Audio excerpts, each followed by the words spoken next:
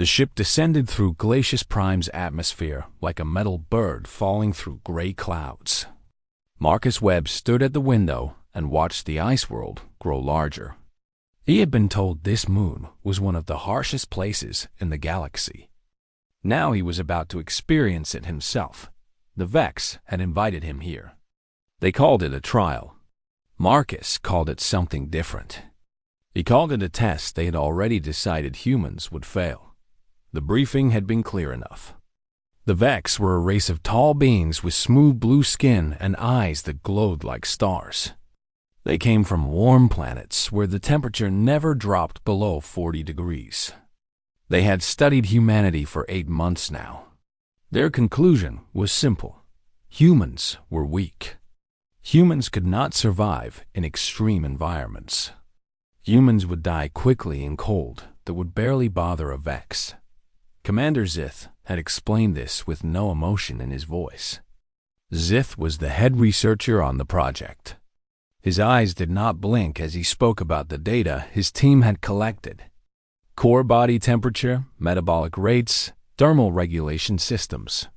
Numbers and facts that painted a picture of human inferiority. Your species will freeze within 6 hours, Zith had said. This is not cruel. This is science. Marcus had not argued. He had simply nodded and packed his gear. Now the ship touched down on the landing platform. The wind outside moved at 60 kilometers per hour. The temperature was minus 90 degrees Celsius. This was the warm part of the day. Marcus walked through the airlock into the research station. The walls were white and clean. Everything looked temporary. Everything looked expensive. The Vex did not plan to stay long on this ice moon. They were just here to prove a point. A tall Vex with bright eyes approached him. This was Zith. In person, he was even more impressive than in the video briefings. His movements were smooth and perfect. His voice was like music played backward. Colonel Webb, welcome to Glacius Prime. I trust your journey was acceptable. It was fine, Marcus said. When does the trial begin? Now, we will show you to your shelter and provide you with equipment. You will remain outside for 72 hours. We will monitor your vital signs. We will document your behavior. Then we will retrieve you.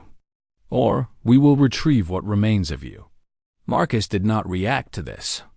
The Vex expected humans to show fear. Marcus had learned long ago not to show what he felt. What kind of equipment? He asked. Standard thermal clothing. Water ration for 3 days. High-energy food tablets. Basic tools for shelter construction. Nothing more. Nothing less. We want to see how your body responds to extreme cold without technological assistance. A female Vex appeared. Her name was Cray. She was younger than Zith. Her eyes were not as bright yet. She looked at Marcus with something that might have been curiosity. I have read your file, Cray said. You have survived combat situations. You have led military operations. But this is different. This is you against an entire environment. I understand, Marcus said. He was given the equipment. The thermal suit was thin. Too thin. The food tablets tasted like plastic and chemicals. The water was frozen solid. He would need to melt it. The tools were basic. A knife, a thin rope, a small shovel, a fire starter that would not work in the wind. Marcus thought of his grandmother, Eleanor Webb. She had raised him after his parents died in an accident when he was 7. Eleanor had been a difficult woman. She believed that comfort was a disease and that suffering taught truth. When Marcus was young, Eleanor took him into the forests near their home. She made him survive with nothing. No tent, no food, just his brain and his hands. She taught him how to read the weather, how to find water, how to move through the cold without panic. Panic will kill you faster than anything else, Eleanor had told him. Your body wants to survive. Your mind needs to help it. When you are cold, You think clearly. When you are scared, you think like an animal. Marcus had hated those lessons as a child. As an adult, he understood they had saved his life many times. Zith checked the equipment. You have everything humans need to survive in these conditions. According to our data, you will use approximately 30% of these supplies before your body shuts down. Then you will lie in your shelter and wait for the cold to take you. I understand the mission, Marcus said. Good. Then we will see if humans are truly as weak as the data suggests, or if there are surprises your species keeps hidden. They moved to the exit. The door opened. The cold hit Marcus like a wall. His lungs felt the temperature change immediately. The air was so cold it burned when he breathed. His eyes watered. The wind pushed hard against his body. The Vex were not affected.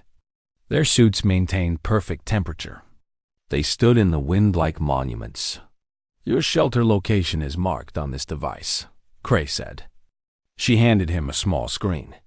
You must reach it before dark. You have 4 hours. After dark, the temperature drops another 30 degrees. The wind increases. Walking becomes very difficult. Marcus took the device. The shelter location was 5 kilometers away. The terrain was rough. Ice and rock and deep snow. We will be monitoring from the station, Zith said. We will watch as your core temperature drops. We will watch as your fingers and toes lose feeling. We will watch as your body enters the final stages of hypothermia. Then we will collect you. Marcus did not respond. He turned and began walking. The cold was the first enemy. Marcus accepted this immediately. There was no point fighting cold. Cold was simple. Cold moved heat from his body to the air. His job was to keep heat inside his body and block the cold from outside. He moved quickly, not fast enough to sweat, but fast enough to generate heat. His breathing was controlled. His mind was focused. He did not think about the temperature or his weakness or the Vex watching from their comfortable station. He thought about his grandmother's voice. Survival is not a feeling. It is a choice. Every minute you choose to keep moving, you are choosing to live. Every minute you choose to stop, you are choosing to die. Marcus reached the shelter location as the sun touched the horizon. The device showed the exact spot. He began digging into the snow with the small shovel. He created a cave. The snow walls would trap heat. The entrance he made small. Large openings were death in environments like this. By the time darkness fell, Marcus had a shelter. It was tight. It was small. The thermal suit was wet from sweat and effort. He removed the wet layers and hung them on the rocks inside the shelter to dry. He put on the dry emergency layer underneath. He melted water using the fire starter and a small flat rock. The heat was minimal, but it was enough. He drank the warm water. It brought feeling back to his hands and feet. Then he waited. The night was long. The temperature dropped to minus 120 degrees. The wind screamed outside his shelter. Inside, Marcus sat quietly. His body shivered to create heat. This was good. This meant his body was still fighting. He thought about Eleanor. She had died 3 years ago. But her lessons had lived on. They lived in his body. They lived in his mind. She had taught him that survival was not about being strong. It was about refusing to quit. As the night deepened, Marcus heard something unexpected. Movement outside his shelter. Then he heard sounds. Sounds of distress. The sounds grew louder. Marcus moved to the entrance of his shelter. He looked out into the darkness. His eyes had adjusted to low light. He could see shapes moving in the snow. It was the Vex, both of them. Zith and Cray. They were struggling. Their movements were not smooth and perfect anymore. They moved like broken machines. Zith was falling. Cray was trying to hold him up. Marcus did not think about the trial. He did not think about competition. He saw someone in danger. That was enough. He pulled on his thermal suit and moved out into the cold. The wind nearly knocked him down. He moved forward against it. Zith had collapsed completely. Cray was on her knees beside him. Both their suits showed red warning lights. The thermal systems were failing. What happened? Marcus asked. Cray looked up at him. Her eyes were filled with something Marcus had never seen in a Vex face before. Fear. The power core. There's a failure. The suit temperature is dropping. It was not supposed to fail. The equipment was manufactured correctly. Marcus knelt down. He put his hand on Zith's forehead. The Vex was burning hot. No, that was wrong. Zith was so cold, his body was in shock. The core temperature was dropping fast. Help me move him, Marcus said. You are a human. You should care about your own survival. The trial is designed for your species, not ours. Shut up and help me, Marcus said. Together they moved Zith back to the shelter. It was tight for 3. Marcus sat Zith against the back wall. Cray tried to remove the suit. Her hands were shaking. The suit will not separate, Cray said. The armor is locked in cold shut mode. I cannot access the internal temperature controls. Marcus thought about what Eleanor had taught him. Cold did not just kill by freezing the body. Cold killed by shutting down systems. The suit was designed to protect in cold, but cold could break the suit itself. Heat, Marcus said. The suit needs to warm up. He moved close to Zith. He wrapped his body around the Vex. His body heat was small compared to what Zith needed, but it was something. Cray understood. She moved close too. 3 bodies pressed together in the small shelter. Hours passed. Slowly, Zith stopped shaking. His breathing became deeper, less ragged. I do not understand, Cray said. You are helping us. You are using your heat. You are using your water. You are using your shelter. Why? Because that is what living things do, Marcus said. They help each other. But we are your competitors. The trial was designed to prove your species is weak. Maybe, Marcus said. But you are still alive. That means something more important than proving a point. By morning, Zith could speak again. He looked at Marcus with confusion and something else. Something that looked like respect. You should have let me die, Zith said. This would have proven your weakness. Your compassion would have been used against you. That is not how survival works, Marcus said. Survival is not a competition where everyone else losing means you win. Survival is everyone staying alive. That is the only real victory. Cray was staring at Marcus with new understanding in her eyes. In our data, we never accounted for this. We never measured compassion as a survival tool. We thought it was a weakness that made your species vulnerable. It is a strength, Marcus said. It is the strongest thing humans have. The sun rose over Glacius Prime. The 3 of them sat in the small shelter. Marcus shared his water. He shared his food tablets. Zith and Cray had also brought supplies, though less than Marcus, because they expected to succeed easily. The trial was supposed to continue for 72 hours, Zith said. I no longer believe that was the correct approach. The council will want results, Cray said quietly. They will want to know about human weakness. The results will be what we choose to report, Zith said. He was looking at Marcus. Colonel, your species has taught me something I did not expect to learn. Your weakness is not physical. Your weakness is that you care about others more than you care about winning. This is not weakness at all. This is the opposite of weakness. That night, the temperature dropped again. The storm outside became worse. The wind was stronger. The snow was heavier. Cray's suit began to fail next. The warning lights turned red. The temperature inside her armor started dropping. No, Cray said. This cannot be happening. Both suits cannot fail. But they were failing. Some manufacturing defect. Some error in the production of Vex armor that no one had expected. Cray's body began to shake. Hypothermia was starting. Marcus did what he had done for Zith. He wrapped his body around her. He used his heat. He used his supplies. All night, Marcus kept them both alive. He moved between them. He shared his warmth. He told them stories about his grandmother. He told them how Eleanor had survived impossible situations because she never gave up.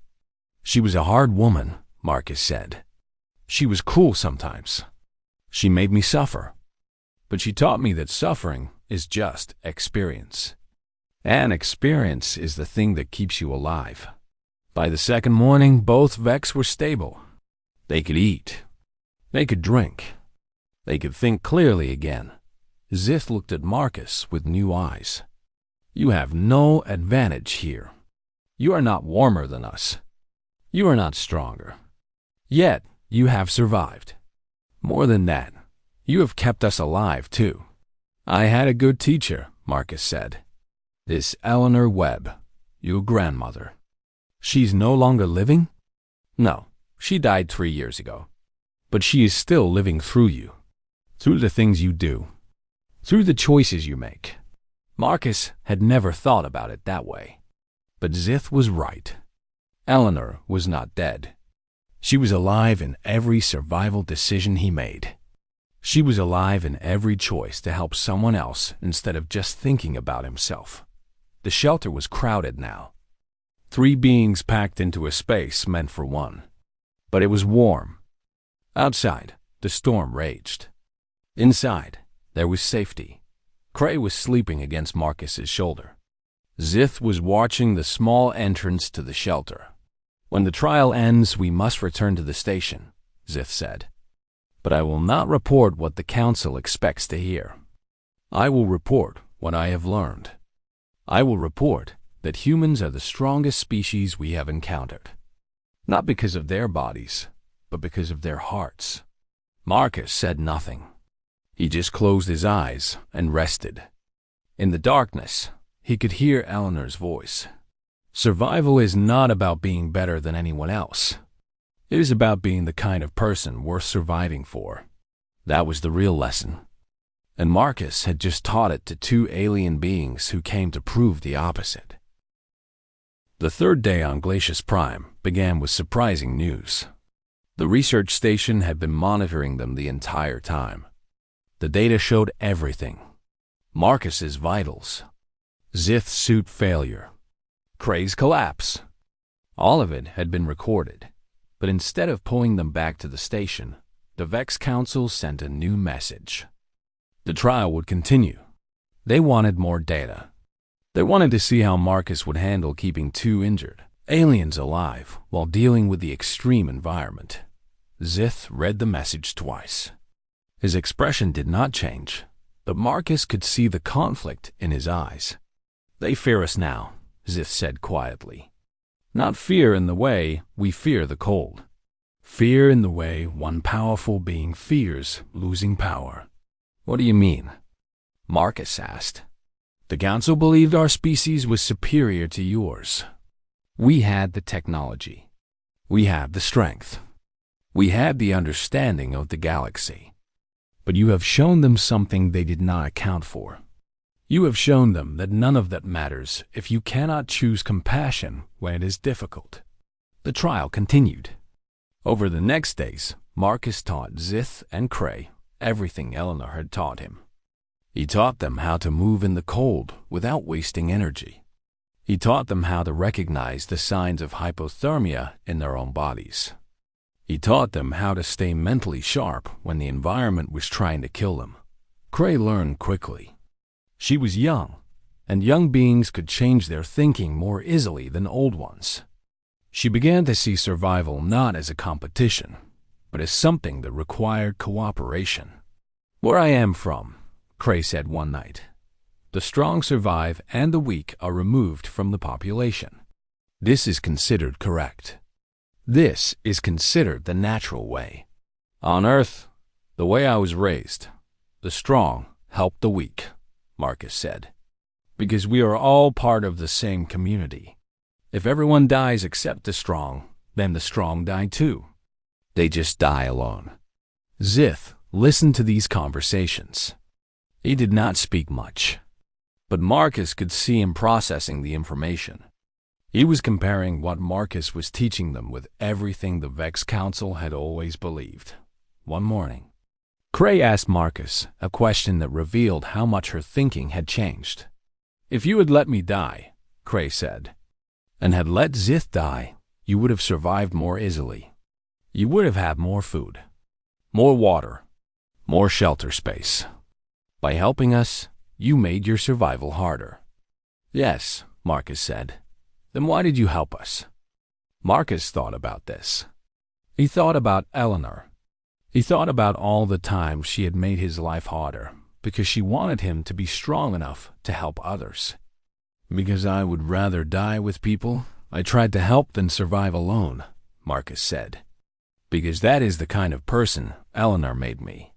Because some things matter more than staying alive. The way you live matters. The choices you make matter. And I wanted to be someone who chose to help. Zith stood up. He walked to the small entrance of the shelter and looked out at the ice plains beyond. When he spoke, his voice was different. It was not the smooth, perfect voice of a superior being. It was the voice of someone who had been changed. The Council will not accept our report, Zith said. They will see what we have seen, and they will reject it. Because accepting it would mean accepting that Vex society is built on a false foundation. What will you do? Marcus asked. I do not know yet, Zith said. But I know that we cannot pretend this did not happen. We cannot go back to the station and report that humans are weak. We cannot look each other in the eyes and lie about what we have learned. Cray was nodding. The younger Vex will want to know what we discovered.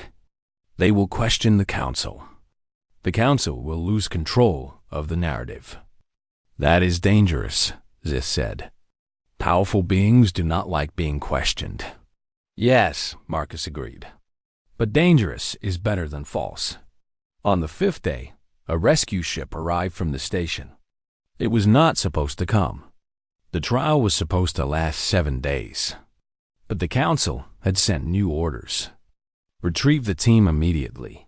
Marcus, Zith, and Cray walked toward the ship. The Vex who operated the ship looked confused. They had expected to find Marcus dead. They had expected to find Zith and Cray healthy and waiting for transport. Instead, they found Marcus alive and strong. They found Zith and Cray thin and injured but alive. What happened? The pilot asked. Zith did not answer the question directly. Instead, he said, upload everything to the central Vex servers. Upload the video files. Upload the life support data. Upload the conversation records. Make sure it cannot be stopped or deleted. But the Council has ordered, the pilot began. The Council has ordered us to lie, Zith said. His voice was sharp and final. We will not lie. You will upload the data now. The pilot obeyed. The information was sent across the Vex communication network. By the time they reached the orbital station, every Vex vessel in the system had received the files. The Council was waiting. They looked at the data. They watched the videos. They saw everything. The Council leader was a being named Vaston. He had studied humanity from a distance for years. He had written the report that convinced the Vex that humans were inferior. Now he was watching a human save 2 Vex from certain death. This data is meaningless, Vaston said. This is one human, one unusual individual. It does not represent your species as a whole. You are correct, Marcus said. He had not been planning to speak, but the words came out. I am one human, one person shaped by one grandmother who decided that the measure of strength was not how much you had, but what you did for others. But on Earth, billions of humans live by this principle. We are not the only ones. This is what we are. Vastin's face showed nothing, but his hands gripped the armrest of his chair, hard enough to crack the metal. If what you say is true, then the Vex civilization has been built on a terrible mistake. We have dismissed a species that understands something we do not. I would not say you dismissed us, Marcus said. I would say you did not understand us. That is the difference between dismissal and ignorance. Ignorance can be fixed. Zith stood beside Marcus. So did Cray. 3 beings standing in the Vex council chamber. 2 Vex and 1 human. And the council did not know what to do with that dot the younger Vex were watching. They had seen the files. They had heard the conversation. They were beginning to understand that their leaders had been wrong about something fundamental. Vastin stood up. Remove them from my sight. We will discuss what comes next at the full council session. As they left the chamber, Cray whispered to Marcus, "We have started something that will change everything. I do not know if that is good or bad." "Neither do I," Marcus said. "But it is true. And truth matters more than comfort." That night, Zith came to Marcus's quarters. He sat down heavily, as if the weight of what was coming was already pushing him down. "The council will reject our findings," Zith said.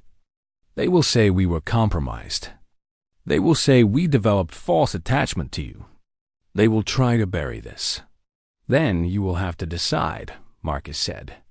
"Are you Vex first, or are you beings who care about truth?" Zith was silent for a long time. "My grandmother once told me something," he finally said. "Before she died, she said that every choice we make becomes part of who we are. She said that the choices are the only real legacy we leave behind." Marcus smiled. "She sounds like Eleanor." "Perhaps all grandmothers are the same," Zith said. "Perhaps they all understand something that we younger beings try to ignore." "Perhaps," Marcus agreed. "Or perhaps Eleanor and your grandmother both understood that strength comes from choosing to be good, even when being good is hard." The council meeting lasted 16 hours. Marcus waited in a locked room. Zith and Cray were held separately. The Vex were gathering their evidence. They were preparing their response. When the meeting ended, a Vex officer came to collect Marcus. The officer said nothing as they walked through the corridors. The Vex were good at communication when they wanted to be. This silence meant something. The council chamber was full now. There were 20 Vex leaders present. Vastin sat in the center. His face was hard like stone. "Colonel Marcus Webb," Vastin said, "we have reviewed the data from your trial on Glacius Prime. We have reviewed the actions you took. We have formed our conclusion." Marcus waited. He had no idea what would come next. "The trial was designed to prove the limitations of your species," Vastin continued. "It has instead shown something unexpected. It has shown that humans possess a quality we did not account for. A quality that is dangerous. What quality is that?" Marcus asked. "The ability to choose compassion over self-preservation," Vastin said. "This is not strength. This is a flaw. A flaw that makes you unpredictable. A flaw that could threaten Vex control of this region of space." The council voted. The vote was unanimous. Marcus was to be removed from Vex space immediately. Zith and Cray were to be retrained. The files from the trial were to be classified. The Vex narrative of human inferiority was to be maintained. "You will leave this station within 1 hour," Vastin said. "You will return to human space. You will tell your people nothing of what you have learned." Marcus stood up. "No." The silence in the chamber was absolute. "I will not go quietly. I will not keep silent. And your people deserve to know the truth about what happened on Glacius Prime." "You are a human," Vastin said coldly. "You have no authority here. You will do as we command." "I will not," Marcus said again. He was calm. but his words were like metal striking stone. My grandmother taught me that sometimes you have to choose between what is easy and what is right. One choose right. Vastin gestured. Vex guards moved forward. They grabbed Marcus and began to drag him toward the exit. Then Zith stood up. I cannot allow this, Zith said. His voice was loud and clear. It echoed through the chamber. Sit down, Vastin commanded. I will not sit down, Zith said. I will not pretend I did not see what I saw. I will not lie about what Marcus Webb taught me. If you want me to be silent, you will have to remove me from the council as well. Cray stood up. I stand with Zith. I stand with Marcus. The truth is more important than our comfort. The guards stopped. They looked at Vastin for new orders. But Vastin was staring at Zith and Cray with something that looked like genuine shock. You choose this human over your own species? Vastin asked. I choose truth over lies, Zith said. I choose to become the being I want to be, not the being you want me to be. The chamber erupted in chaos. Some council members stood. Some shouted. Some demanded that Zith and Cray be arrested immediately, but other council members were silent. Younger Vex who had seen the files.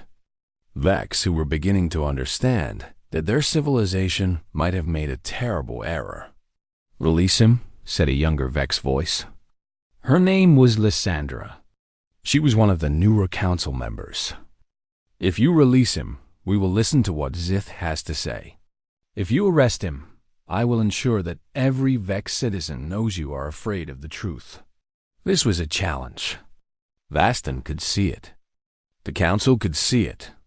The younger generation was willing to fight for what they believed. Vastin made a choice.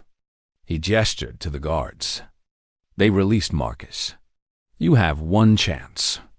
Vastin said to Zith, Speak, but understand that what you say now will determine whether you live freely or spend your life in exile. Zith walked to the center of the chamber. He looked directly at Vastin. We have been wrong about humanity, Zith said. We have measured their worth by our own standards. We have looked for technological advancement and military power. We have not looked for character. Marcus Webb survived not because he is stronger than we are. He survived because he chose to survive with compassion.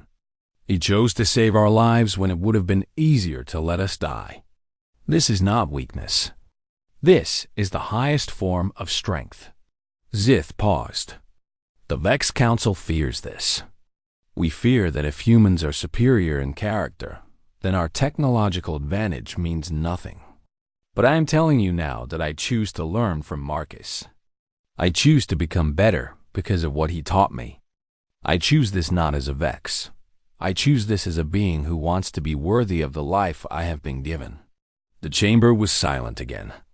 But this time, it was the silence of beings processing something that could not be ignored. Lysandra spoke.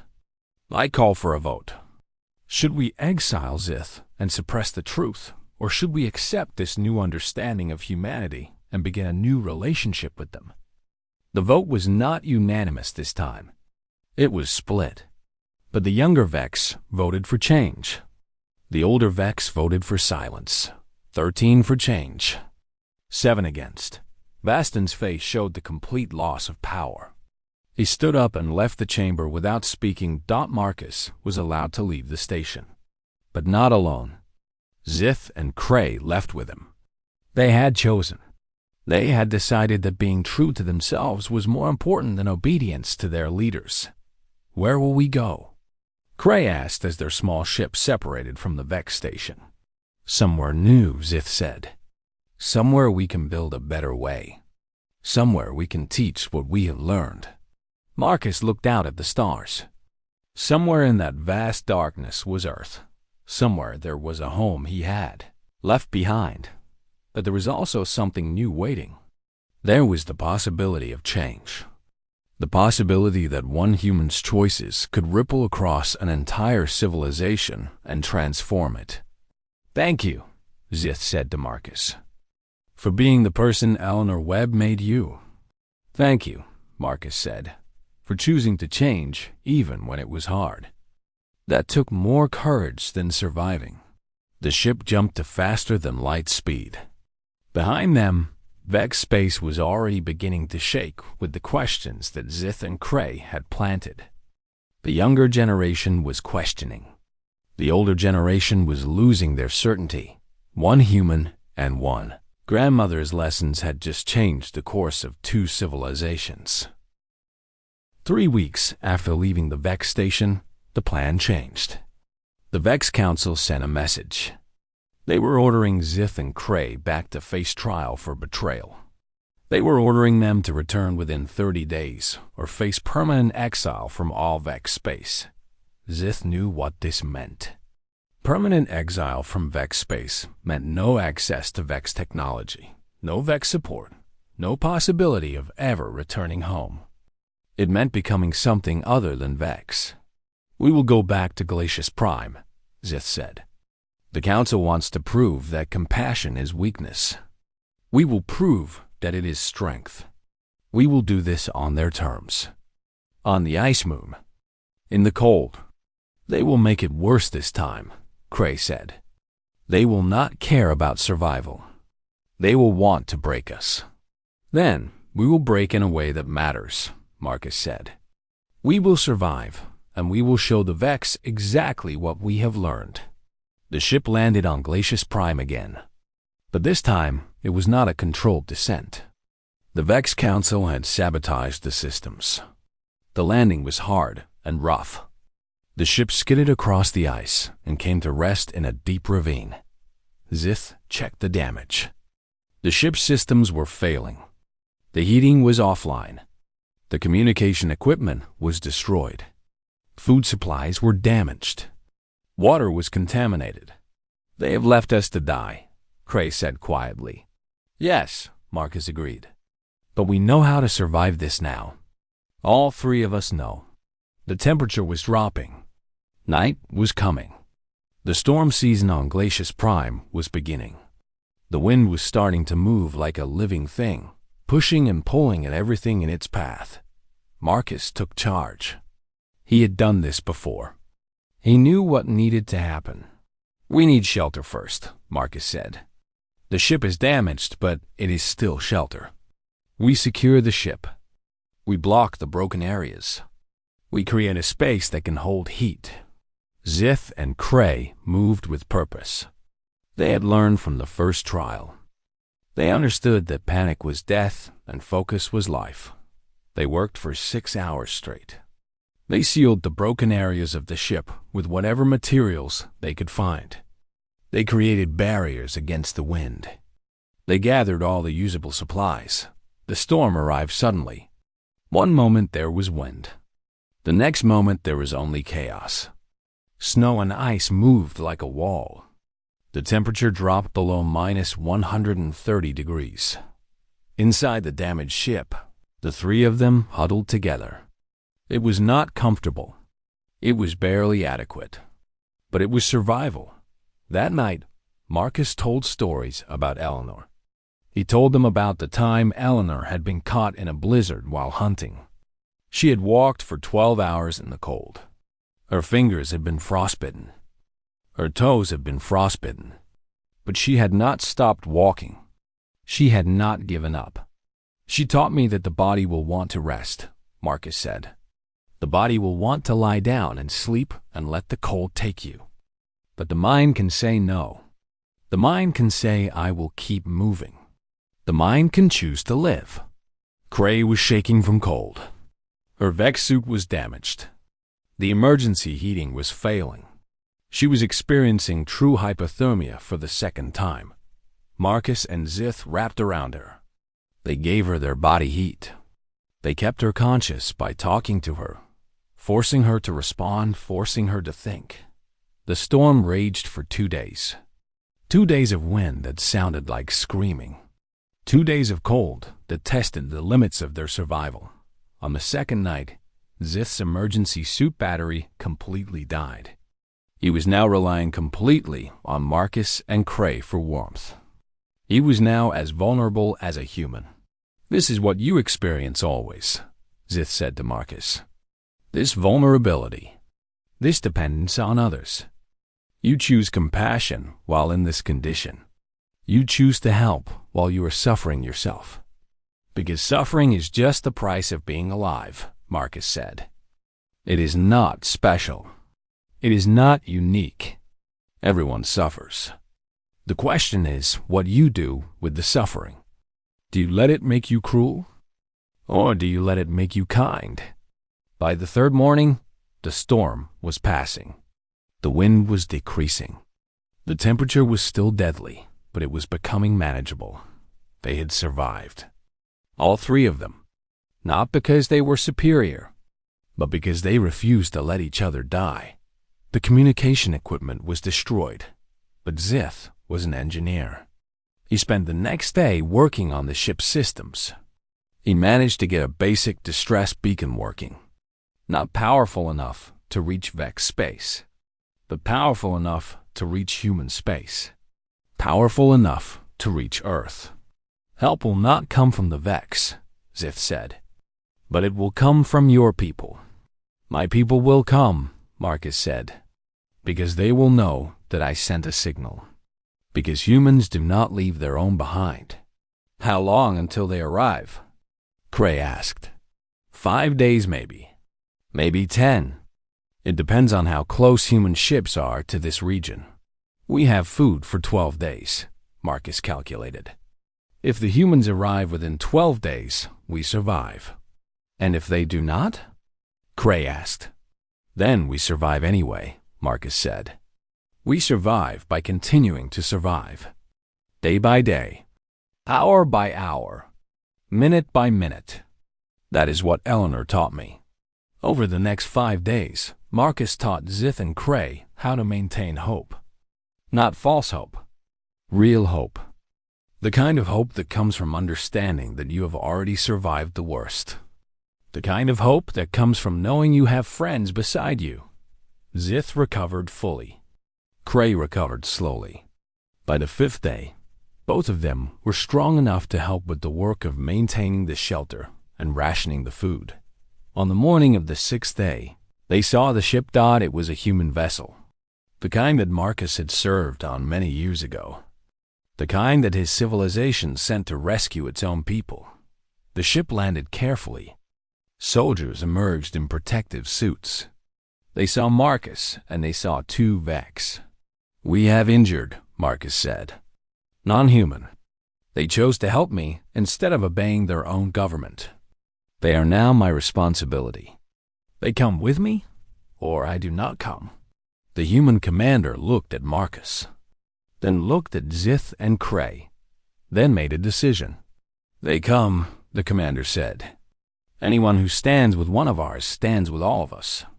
As they boarded the rescue ship, Zith looked back at Glacius Prime. The Ice Moon had tried to kill them all. The Vex Council had tried to kill them all. But they had survived. Not because they were strong alone. They had survived because they chose to be strong together. "Eleanor would be proud," Zith said to Marcus. "Eleanor is proud," Marcus said. "Wherever she is watching this, and she is proud." The ship rose from Glacius Prime. The planet fell away below them. Behind them was the cold and the danger and the choice that had changed everything. Ahead was unknown. But it was unknown with friends beside him. And that made all the difference. The human ship carried them to Earth. It took 3 weeks of travel through space. During those weeks, Zith and Cray learned what it meant to exist among humans. They learned that humans ask questions constantly. They learned that humans disagreed with each other, but still chose to work together. They learned that humans made music and told stories and created art, even when they were struggling to survive.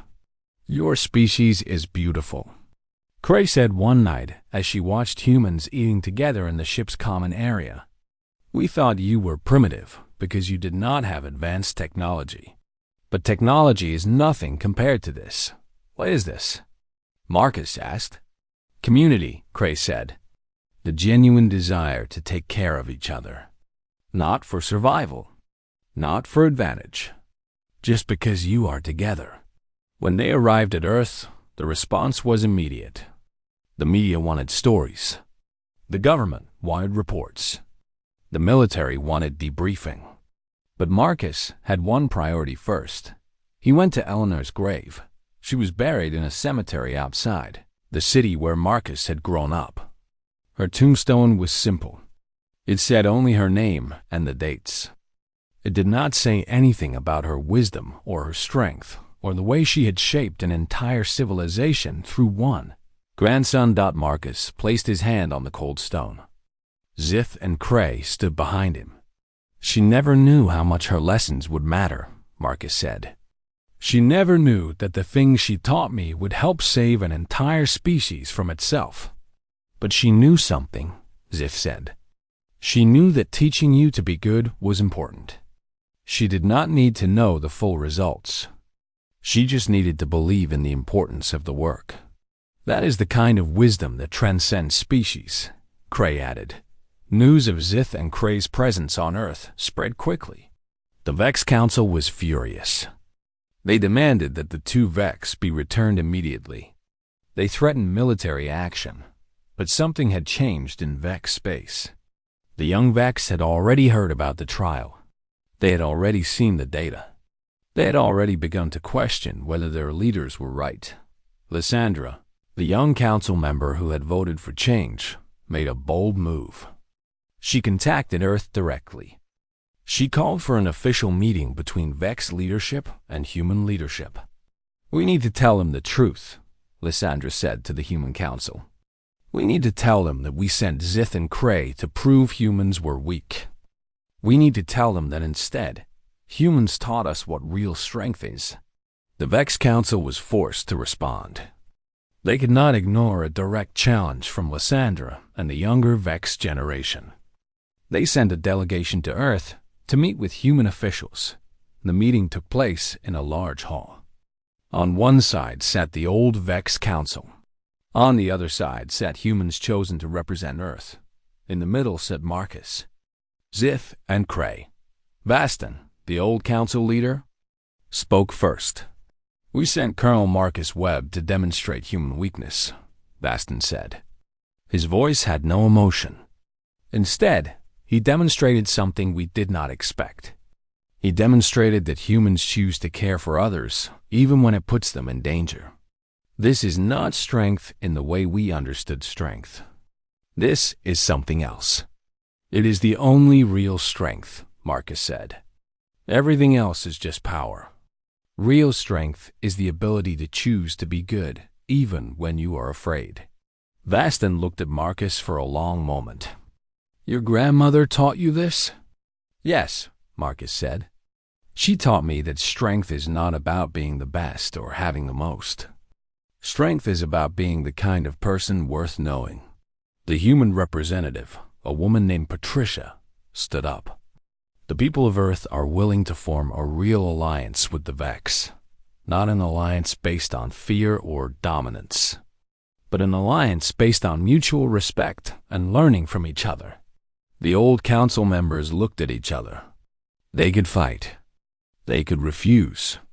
But they could see that their time for making these decisions alone was ending. The younger Vex would not follow them into the future they wanted to create. Vaston stood up.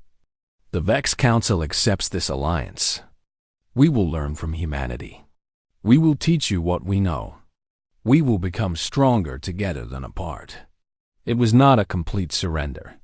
It was not the revolution that some young Vex wanted, but it was change.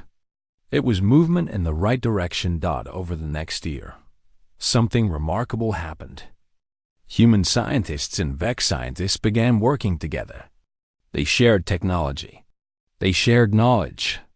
They shared understanding. The older Vex slowly came to see that accepting the value of compassion did not mean losing power. It meant using power in better ways.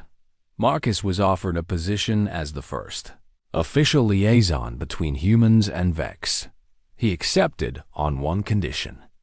Zith and Cray would be his co-liaisons. We are stronger together, Marcus said. We teach better together. We understand better together. The three of them traveled to different Vex planets. They spoke about what had happened on Glacius Prime. They told the story of survival. They told the story of choice. They told the story of a human woman who had died years ago, but whose wisdom had changed the galaxy. On one planet, a young Vex named Sorvin came to Marcus after a presentation. I have a question, Sorvin said. If Eleanor Webb had not taught you these things, would you have made the same choices? Marcus thought about this carefully. I do not know, he said. But I believe that inside every being, there is the capacity for compassion. Eleanor just helped me understand that capacity. She did not create it. She revealed it. Can I learn to be like that? Sorvin asked. You already are, Marcus said. You are already capable of it. But learning requires teachers. That is what Zith and Cray and I are here to do. We are here to show you that compassion is strength. By the third year, the changes were visible. Young Vex and young humans were working together on research projects. Cultural exchanges were happening regularly. The younger generation of both species were building relationships based on understanding rather than suspicion. The old council members eventually retired. Lysandra became the new leader of the Vex. One of her first acts was to establish a memorial. On Glacius Prime, it honored Eleanor Webb. It honored the survival trial that had changed everything. Marcus returned to Glacius Prime to see the memorial. He stood in front of it with Zith and Cray beside him. The inscription read, Eleanor Webb taught that true strength is the choice to care for others. A human woman whose lessons reached across the stars and changed a galaxy. May all beings remember, survival is nothing. Being the kind of being worth surviving for is everything. Marcus placed his hand on the stone. His eyes were closed. She would be so surprised, Cray said softly. No, Marcus said. She would expect exactly this. Eleanor always believed that living with purpose and kindness would create change. She did not know how far that change would reach, but she believed in it absolutely. Zith looked out at the ice plains of Glacius Prime. The moon was still cold and hostile.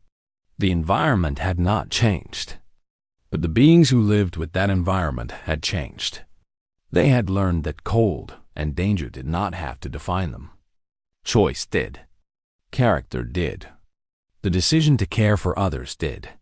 In our language, Zith said, there was no word for the thing Eleanor taught us. We had to create a new word. It means the strength to remain human in the face of anything that wants to take that humanity away. The strength to care even when caring is difficult. We named it Eleanor's Strength because there is no other word worthy of what she was. Marcus smiled. He thought of his grandmother. He thought of her hard hands and her harsh lessons. He thought of the way she had pushed him into the cold and told him to survive. He thought of the way she had loved him so much that she was willing to make him suffer so that he could become strong enough to help others. She would like that, Marcus said. She would like being remembered as a teacher. She would like knowing that her lessons do not die with her. She would like knowing that other beings are becoming better because of what she taught. As the sun set on Glacius Prime, the three of them stood together. Human and Vex. Different species. Different biologies. Different histories. But bound together by something that mattered more than any of those differences. They were bound by the choice to be kind. They were bound by the understanding that survival means nothing without compassion. They were bound by Eleanor Webb's greatest lesson, that the only thing worth surviving for is the chance to help others survive with you. The galaxy had changed. Not through war, not through conquest, but through one human woman who had refused to accept weakness in her grandson, and through one human man who had taken her lessons across the stars. In the cold darkness of Glacius Prime, under alien stars, a memorial to a dead woman stood. And around that memorial, beings from different worlds chose to become better than they were. That was Eleanor's real strength. That was her real legacy. That was the thing that would survive long after all of them were gone. The choice to care. The strength to help.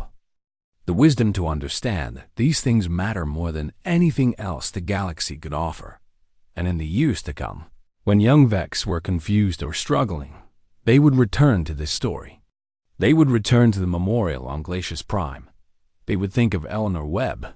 They would think of Marcus Webb. They would think of the choice that had been made in the cold, and they would choose better. Because they had been shown what better looked like. Because they had learned that strength was not about winning.